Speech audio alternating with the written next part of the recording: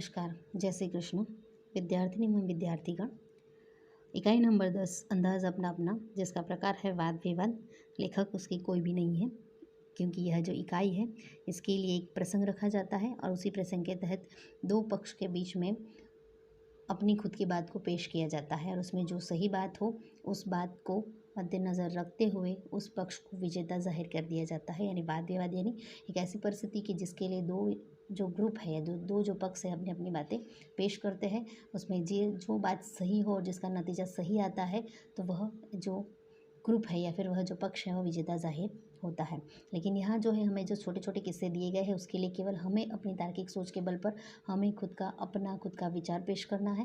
बार बार उसी के तहत हमें जवाब लिखने हैं, उसके लिए कोई वाद विवाद करने की ज़रूरत नहीं। हाँ, अगर क्लासरूम में ऐसी चीज़ हो सकती थी, क्लासरूम में अगर ये चीज़ होती तो शायद टीचर वाद विवाद के लिए दो पक्ष खड़े कर सकते थे। लेकिन यह जो लेक्चर में चल रहा है इसीलिए हम इस घटना को केवल पढ़ेंगे, समझेंगे और इसके तहत जो भी कुछ निर्णय देने हो वो अपने शब्दों के द्वारा हम पेश करेंगे।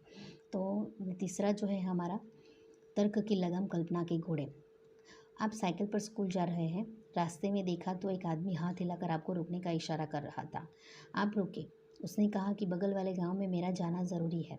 आपने उस आदमी को साइकिल पर बिठाया और पास वाले गांव तक पहुंचाया। वहां जाकर आपको पता चला कि वहाँ एक जादूगर का कार्यक्रम होने वाला है और वह आदमी उसका सहायक है। उस आदमी ने आपको जादू के खेल देखने का अनुरोध किया, पर पाठशाला पहुंचने में देरी हो जाएगी। यह सोचकर आपने मना कर दिया। उस आदमी ने सारी बात जादूगर को बताई। जादूगर ने खुश होकर आपको एक करामाती चश्मे दिए और कहा कि इसे पहनने से तुम सबको देख पाओगी और कुछ भी कर पाओगी। तुम्हें कोई देख नहीं पाएगा। इसका असर एक हफ्ते तक रहेगा। आप चश्मा लेकर वापस अपने गांव की पाठशाला में आए, वहां से घर गए। दूसरे रोज नहा धोकर आईने के सामने आपने चश्मे पहने। आईने में देखा तो सचमुच आप गायब हो चुके थे। बराबर। तो घटना क्या है कि आप साइकिल से स्कूल जा रहे थे, रास्ते में आपने देखा कि एक आदमी जो था वह हाथ हिलाकर आपको रुकने का इशारा कर रहा था, यानी कि शायद वो आपके पास से लिफ्ट मांग रहा था। आप वहाँ रुके। उसने कहा कि बगल वाले गाँव में जो है उसका जाना ज़रूरी है, इसीलिए वो आपसे लिफ्ट मांग रहा है। आपने उस आदमी को साइकिल पर बिठाया और पास वाले गाँव तक आपने उसे पहुँचाया। बराबर। वहाँ जाकर आपको पता चला कि जिस इंसान को आपने बिठाया है वह इंसान वहाँ जादूगर का कार्यक्रम होने वाला था, उसी में जाने वाला था। बराबर। तो उस कार्यक्रम में वह आदमी सहायक था, जिसको आपने लिफ्ट दी थी, जिसकी आपने सहायता की थी। उस आदमी ने आपको जादू के खेल देखने का अनुरोध किया कि आप भी उस कार्यक्रम में आए, पर पाठशाला पहुँचने में आपको देरी हो रही थी। यह सोचकर आपने उसे मना कर दिया। उस आदमी ने सारी बात जादूगर को बताई। जादूगर ने खुश होकर आपको एक करामाती चश्मे दिया और वह करामाती चश्मे का प्रभाव ये था कि इसे पहनने से तुम सब देख पाओगे और कुछ भी कर पाओगे। तुम्हें कोई भी कुछ कर पाएगा, कुछ कह भी नहीं पाएगा। इसका असर एक हफ्ते तक रहेगा। तो आप ये चश्मा लेकर वापस अपने गांव की पाठशाला में आए और वहाँ से घर गए। दूसरे रोज़ नहा धोकर आईने के सामने आपने चश्मे पहने, आईने में देखा तो सचमुच आप गायब हो चुके थे। तो अब आप बताइए कि आप कहाँ कहाँ जाएंगे, क्या क्या करेंगे। बराबर। तो ये तो प्रश्न बच्चे अगर हम स्कूल में होते तो बहुत मज़ा आता है ना, कि अगर आपको करामाती चश्मे मिल गए हैं, वो जादूगर के कार्यक्रम में जो कार्य करने वाला इंसान आदमी जो सहायक है उसने आपको वहाँ एक चश्मा दिया। बराबर। आपको उस पाठशाला जाने में देरी हो रही थी, फिर भी उसने आपको रोका और बताया कि अगर ये चश्मा पहनोगे तो शायद तुम सामने वाले इंसान को शायद क्या तुम दिखोगे ही नहीं और इस तरीके से तुम्हें जो भी कुछ चीज़ें करनी हो वो तुम कर पाओगे। और वह करामाती चश्मे लेकर आप घर गए। पहले पाठशाला गए, पाठशाला जाने के बाद घर गए और दूसरे दिन नहा धोकर आपने वो चश्मा पहना और सच्ची में आपने जब वो चश्मा पहना तो आप खुद को दिख नहीं रहे थे। तो अगर ऐसे चश्मे मिल जाए तो आप क्या करोगे? मुझे अगर ये प्रश्न पूछा जाए तो मैं ज़रूर से कहूँगी कि अगर मुझे ऐसे चश्मे मिल जाए तो जो आज के समाज में जो चोरी चकारी हो रही है जिस कारणवश तो उसे रोकने का प्रयास करूँगी। या फिर ज़रा जो करामाती चश्मे मिलते हैं उसे थोड़ी बहुत अपने भाई बहनों के साथ शरारत करूँगी, थोड़ी बहुत आँख मिचौली का खेल खेलूँगी। और साथ ही जो जो डकैत करने वाले हैं, जो लोगों की आंखों में धूल झोंकते हैं, बराबर, या फिर जो चोरी करते हैं तो उनका पर्दाफाश करूँगी, उन्हें सामने ले आने का प्रयास करूँगी। और साथ ही इस चश्मे के द्वारा जहाँ ज़रूरत है जिस इंसान को मेरी ज़रूरत है, बराबर, उस जगह पर मैं पहुँच कर उन्हें सही मायने में उनकी मदद करूँगी। जो इंसान सच में जिसे मदद अनाज की ज़रूरत है, जिसे कपड़ों की ज़रूरत है, जहाँ हम सही समय पर नहीं पहुँच सकते वहाँ हम सही समय पर पहुँच कर उस इंसानों की मदद करेंगे। यानी जो भी बुरी परिस्थिति में कोई इंसान पड़ा है तो उसकी मदद हम करेंगे। यानी इसका मतलब ये नहीं कि ये चश्मे पहनकर हम अपनी मौज शौक करेंगे। अपने मौज शौक तो बराबर है कि भाई बच्चे को मिला तो बच्चा अपने तरीके से अपनी खुद की बाल चेष्टाएँ करेगा, थोड़ी बहुत शरारतें करेगा। क्लासरूम में जो विद्यार्थी के साथ उसका उसका अनबनाव है, जिसके साथ उसका अच्छा रिश्ता नहीं है, तो जिसके साथ उसका झगड़ा होता है शायद उसे छेड़ेगा, बराबर। या फिर क्लासरूम में दूसरे तरीके से किसी की बुक उठा लेगा, इस तरीके के कार्य तो वो करेगा ही, क्योंकि बच्चा है इसलिए थोड़ी बहुत शरारत आएगी। लेकिन जो ज़रूरी चीज़ है इस चश्मे के द्वारा मुझे करनी है, ये चश्मा मिलने पर मुझे जो ज़रूरी चीज़ें करनी है वो चीज़ें मैं ज़रूर करूँगी, बराबर। ये तो रही मेरी बात, फिर आप अपने तरीके से लिखिएगा। पूरे दिन की पढ़ाई और खेलकूद के बाद रात को आपकी आंख लग गई। नींद में आपने एक सपना देखा। आप घूमते घूमते बहुत दूर निकल गए। आप नदी पहाड़ों के अद्भुत सौंदर्य में लीन हो गए। आपको पता भी न चला और आप चलते चलते जंगल में पहुंच गए। एकाएक आपके सामने एक शेर आ गया, बराबर। शेर को देखकर आपको होश आया। आप घबरा गए, मारे डर की आंखें बंद कर दी। आपने ईश्वर को याद किया और कहा, काश मेरे पास पंछी की तरह पंख होते तो तभी चमत्कार हुआ और आपके हाथ की जगह पंख उगाए। आप उड़कर वापस घर आए। आप बड़े खुश थे, जान भी बची और पंख भी मिल गए। सपना टूटा, आपने नींद से आंखें खोली। आपने पाया कि आपको हकीकत में हाथों की जगह पंख मिल गए हैं। मेरे परिंदे दोस्त, अब बताइए कि आप कहाँ कहाँ जाएंगे और क्या क्या करेंगे, बराबर। कि पूरे दिन आपने पढ़ाई खेल कूद किया, रात को आपको नींद आ गई।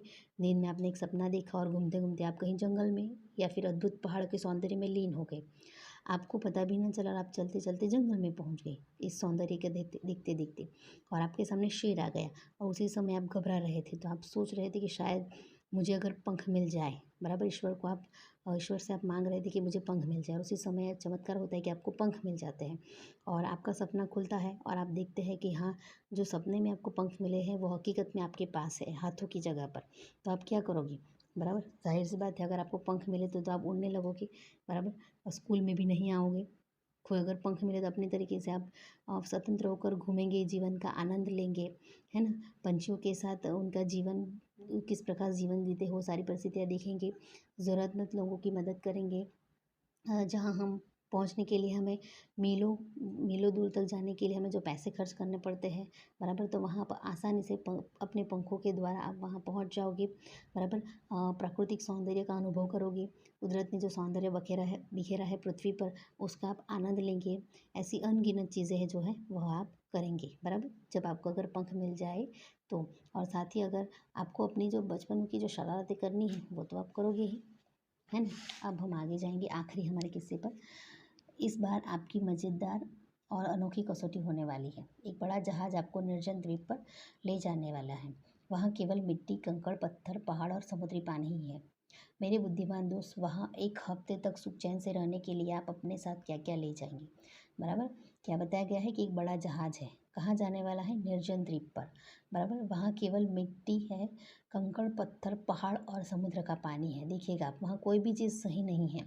तो वहाँ एक हफ्ते तक अगर आपको सुख चैन से रहना है तो आप क्या क्या ले जाओगे। बहुत खूबसूरत सवाल है यह आपके लिए बच्चों। अगर स्कूल में होता तो बहुत मज़ा आता इस इकाई के लिए, कि अगर जहाज, एक बड़ा सा जहाज आपको निर्जन द्वीप पर मिल जाए, बराबर। और वहाँ आपको जाना है तो पत्थर, कंकर, पहाड़ और पानी भी समुद्र का पानी है। तो सबसे पहले आप बहुत सारा पानी ले जाओगे, बराबर। दूसरी चीज़, बहुत सारे फूड पैकेट्स, खाने की चीज़ें। फिर चूल्हा जलाने की सामग्री, बराबर। और सामग्री के साथ साथ मोबाइल, साथ में अगर कहेंगे तो पावर बैंक, बराबर। जो जो पॉसिबल चीज़ है वो सारी चीज़ें।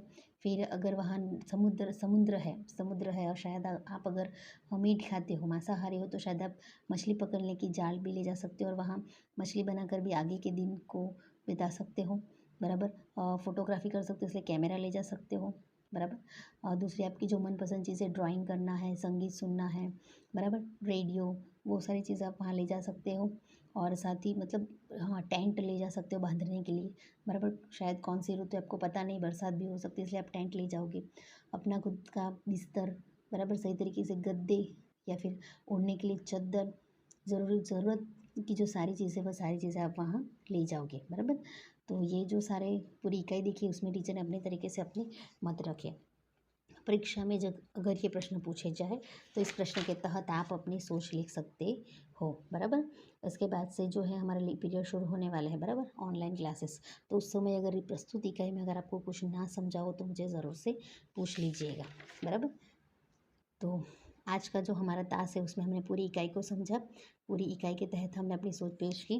बराबर, इसलिए जीवन में बेटा कभी भी ऐसे प्रश्न आए कि जिसके लिए हमें अपनी तार्किक सोच के बल पर या फिर अपनी कल्पना शक्ति के बल पर कोई भी सही जवाब देना हो, तो उसके लिए ज़रा भी घबराइएगा मत, और अपनी बात के बारे में, अपने प्रश्न के बारे में, आपके सामने जो भी चीज़ें है उसके लिए बहुत दिमाग लगाकर सोचिएगा और फिर आखिर उसमें निर्णय दीजिएगा। फिर ये छोटा से, फिर वो ऐसी छोटी सी इकाई हो या फिर जीवन को एक कोई भी ऐसा जीवन का प्रश्न हो, बराबर, लेकिन उसके लिए सही तरीके से सोचने के बाद ही आगे बढ़िएगा और सही कदम उठाइएगा। बराबर, ओके। तो आज का हमारा टास्क यहीं तक, अगले टास्क में आगे बढ़ेंगे। अस्तु।